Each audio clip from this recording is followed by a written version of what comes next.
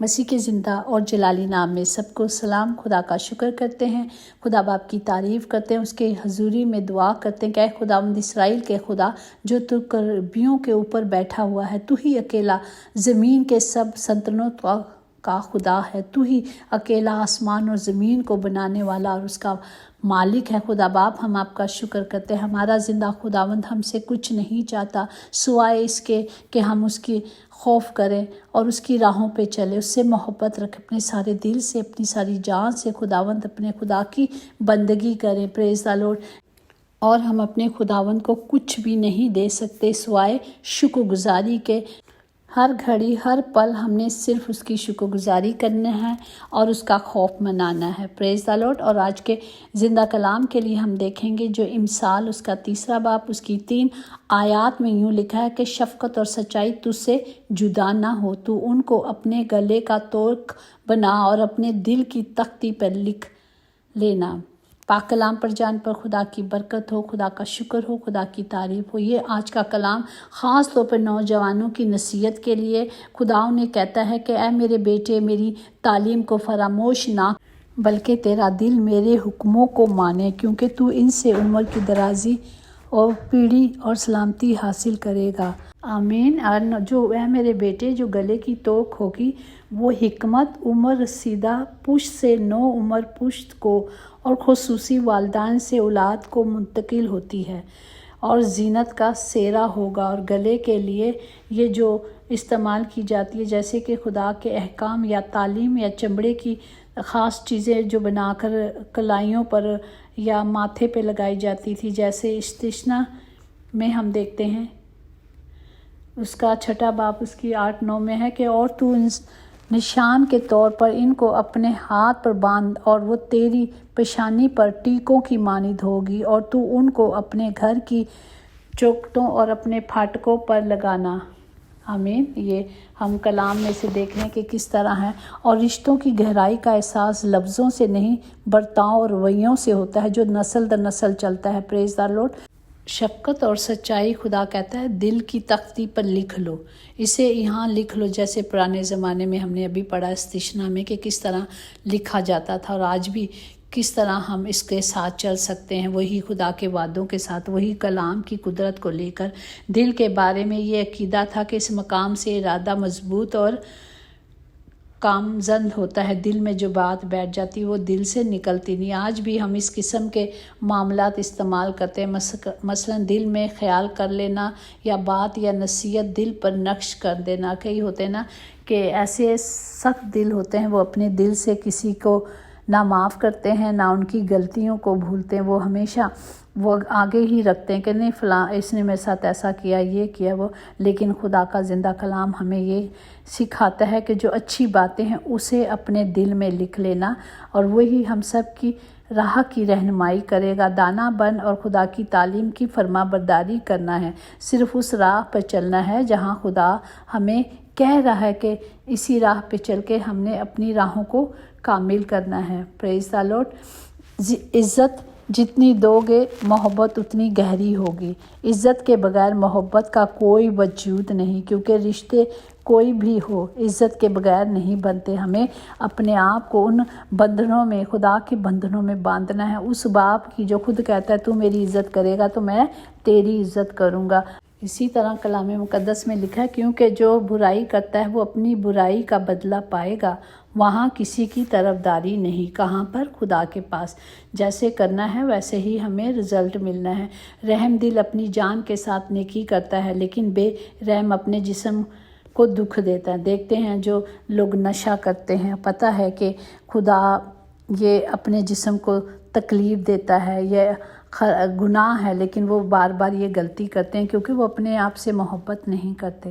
وہ اپنے بدن کو تو ختم کر رہے ہیں، گناہ مطلب یہ چیزوں سے صحت کو بھی خراب کر رہے ہیں، لیکن خدا کی حضوری سے بھی خارج ہو رہے ہیں۔ تو اسی لیے خداوند ہمیں کیا کہتا ہے، کلام مقدس میں لکھا ہے کہ اے بھائیو ہم تمہیں نصیحت کرتے ہیں کہ بے قاعدہ چلنے والوں کو سمجھو، اپنی ہمتوں کو دلاسا دو، کمزوروں کو سنبھالو، سب کے ساتھ تحمل سے پیش آؤ۔ ہمیں کیا کرنا ہے؟ خدا کے حکموں کو ماننا ہے اور اس کی مرضی پہ چلنا ہے۔ اسی طرح اگر ہم دیکھتے ہیں کلام ہمیں کیا سکھاتا ہے، خدا کا زبور 58:10 میں کہ صادق انتقام کو دیکھ کر خوش ہوگا، وہ شریروں کے خون سے اپنے پاؤں تر کرتا ہے۔ وہ کیا کرتا ہے؟ خدا کے کلام پہ چلتا ہے اور جو بھی غلط کام ہے، جس طرح خدا کہتا ہے کہ سانپ اور بچھوؤں کو کچلو گے، تو یہی ہے کہ کلام مقدس میں کہا گیا کہ خدا نے کہا دیکھ میں تجھے اختیار دیتا ہوں، تو سانپ اور بچھوؤں کو کچلو گے۔ اسی طرح جو صادق ہیں، جو خدا کے کلام پر رہتے ہیں، جو خدا کی مرضی پہ چلتے ہیں، جو سچائی سے چلتے ہیں، خداوند ان کا نگہبان ہے۔ اسی طرح امثال میں ہی ہے، کیونکہ وہ تیرے سر کے لیے زینت کا سہرا ہے۔ اور خدا کہتا ہے میرے بیٹے، اگر گناہگار تجھے پھسلائے تو رضامند نہ ہونا، کہ ان کی صحبت میں بھی نہ بیٹھنا اور ان کے ساتھ چلنا بھی نہیں۔ خداوند ہمیں فرماتے ہیں کہ اے میرے بیٹے، کلام کو، میرے حکموں کو کیا کر، اپنے اندر لے لے، اپنے دل میں بٹھا لے، اس کی تختی پہ لکھ لے۔ اسی طرح امثال 7:3 میں کہ ان کو اپنی انگلیوں پر باندھ لے، ان کو اپنے دل کی تختی پہ لکھ لے۔ اور جب کلام ہمارے اندر ہوگا، جب ہمیں خدا کا خوف ہوگا، تو کوئی بھی غلط کام نہیں کرے گا، اور ہمیں کیا رہنا ہے؟ کلام میں مستق رہنا ہے۔ اسی طرح امثال 8:7 میں ہے کہ اس لیے کہ میرے منہ سچائی کو بیان کرے گا اور میرے ہونٹوں کو شرارت سے نفرت ہے۔ میرے منہ کی سب باتیں صداقت کی ہیں، ان میں کچھ ٹیڑھا ترچھا نہیں ہے۔ خدا کا کلام جو سچا ہے، جو برحق ہے، خدا کا کلام کہتا ہے نہ تو دائیں دیکھ نہ تو بائیں دیکھ۔ اسی طرح اگر ہم امثال 3 باب اس کی 16-18 میں دیکھیں، اس کے دائیں ہاتھ میں عمر کی درازی ہے اور اس کے بائیں ہاتھ میں دولت و عزت، اور اس کی راہیں خوشگوار رہے ہیں، اور اس کے سب راستے سلامتی کے ہیں۔ جو اسے پکڑے رہتا ہے ان کے لیے حیات کا درخت ہے، اور ہر ایک جو اس میں رہتا ہے مبارک ہے۔ پریز دی لارڈ۔ جب ہم خدا کے حکموں کو مانتے ہیں، جب خدا کی مرضی پہ چلتے ہیں، نہ دائیں دیکھتے ہیں نہ بائیں دیکھتے ہیں، خدا ساری برکات سے نوازتا ہے۔ اسی طرح امثال 3:21-22 میں کہ اے میرے بیٹے، دانگی اور تمیز کی حفاظت کر، اس کو اپنی آنکھوں سے اوجھل نہ ہونے دے، یوں تیری جان کی اور حیات اور تیرے گلے کی زینت ہوگی۔ ہمیں ان کلام کی قدرت کو پکڑے رہنا ہے، خدا کی مرضی پہ چلنا ہے۔ آج کا حاصل کلام یہی ہے کہ جو خدا نے کلام دیا ہے، ہمیں اسے اپنے ساتھ رکھنا ہے۔ اب ہر وقت وہ ہمارے سانسوں میں ہو، ہمارے کلام دل میں ہو۔ اس لیے خدا کہتا ہے کلام کو دل میں رکھ اور اس کی خوب حفاظت کر۔ خدا باپ جی ہم سب کے لیے اپنے ہاتھوں کو بلند کرتے ہیں تاکہ آج کا زندہ کلام خداوند جی سب کوئی اس کلام کو اپنے دل میں رکھیں اور سچائی کی راہ پہ چلے اور سچائی میں چلیں۔ سچائی ہی ہمیں آزاد کرے گی۔ پریز دی لارڈ۔ خدا باپ جی ہم سب کے لیے دعا گو ہیں، ہر گھر کے خطے بھرے رہیں خدا، کبھی کوئی کمی، کبھی کوئی کمزوری نہ ہو۔ خداوند سب کے ساتھ ہو، سب کو بڑی برکت دے، تاکہ خداوند آپ کا کلام، زندہ کلام کسی کی آنکھوں سے اوجھل نہ ہو، بلکہ یہ کلام سب کے دل میں ہو۔ خدا باپ تمام گھروں میں خدا جی آپ کی حضوری کو، معموری کو مانگتے ہیں۔ خدا باپ ہر گھر کا خطہ بھرا رہے، ہر گھر میں، ہر زندگی میں نجات آئے۔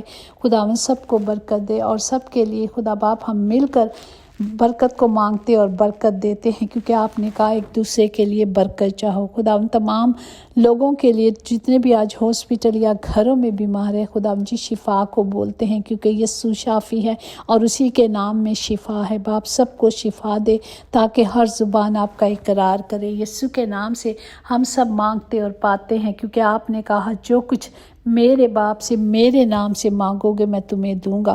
خدا ہم سب کے لیے زندگی کو، سلامتی کو، بحالی کو، نجات کو مانگتے ہیں یسوع کے نام سے، آمین۔ یقیناً بھلائی اور رحمت عمر بھر ہم سب کے ساتھ ساتھ رہے گی، اور ہم ہمیشہ خدا کے گھر میں سکونت کریں گے، آمین آمین۔ God bless you all.